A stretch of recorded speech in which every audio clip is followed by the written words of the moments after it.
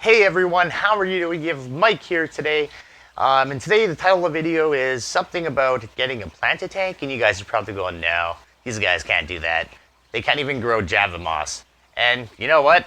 Up until a couple weeks ago, I probably would have believed you. But I actually have a 20-gallon planted tank that we have got started. We did get a little bit of help from one of our friends locally, Kevin, who actually just started the YouTube channel a little while back, and he's going to start uploading videos on it, and hopefully show you his tanks, because I have seen them and they are absolutely amazing. So, before I show you my planted 20-gallon tank, I guess I could tell you a little bit about it first. So it's got some Cabomba plants. If I didn't say that right, somebody will probably laugh and say it in the comments. But I've also got a sword and I've got some Java moss. So it's not really the most intense planted tank ever, but it is a basic planted tank that was very simple to do. When I show you the tank, I'll talk to you guys a little bit more about it. But I've also found some lost footage that I've had hiding away on a hard drive somewhere for a long time. It was one of the very first fish store tours that I filmed, and I don't know why we didn't use the footage, but it's going to be released probably tomorrow or the day after, and it's going to be titled The Lost Footage, Big Al's Mississauga. So it really is a superstore, guys. It is a massive fish store. It's probably the biggest fish store I've ever been in, personally, and would love to share that trip with you guys. So keep an eye out for that video. Now I'm going to take you right over to the planted tank. Check it out. And alright, so here it is.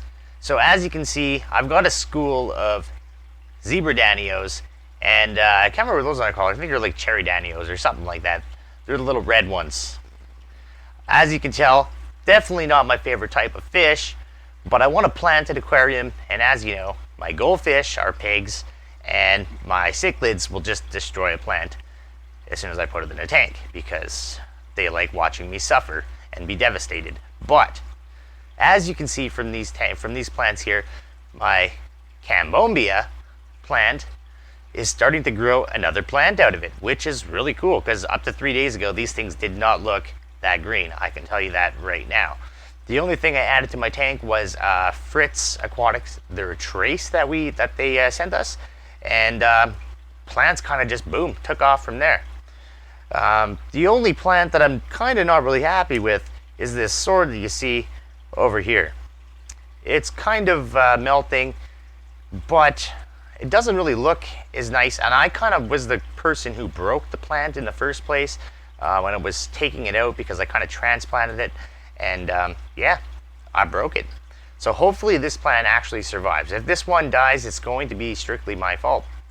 But as you can see here, I got 2 inches on the bottom, and it goes to about 7 inches at the back. Now it was a little bit higher, but it actually settled, and when it settled, it kind of just made like a slope like so. But yeah, it's not that bad for a start. Like I said, we're going to be hopefully doing some collabs with the YouTuber we were just talking about, with the Northern Ontario Aquarium Hobby YouTube channel. I'm going to post the little thing at the end of the video here, so you can actually check them out and subscribe. And hopefully, with some advice from Kevin, we can actually get a decent planted tank out of what we have here. So I'll give you a little bit of a basis of what we have in it. So I'm using some carob sea substrate that we had.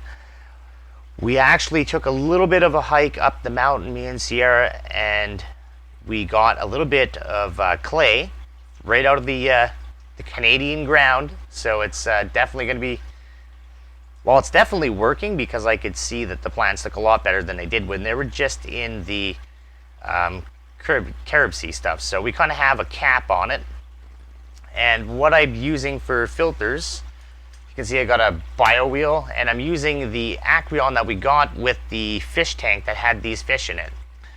So for lighting, I'm using the Max Spec ethereal lighting system. which is definitely great because you can control it 24-hour schedule.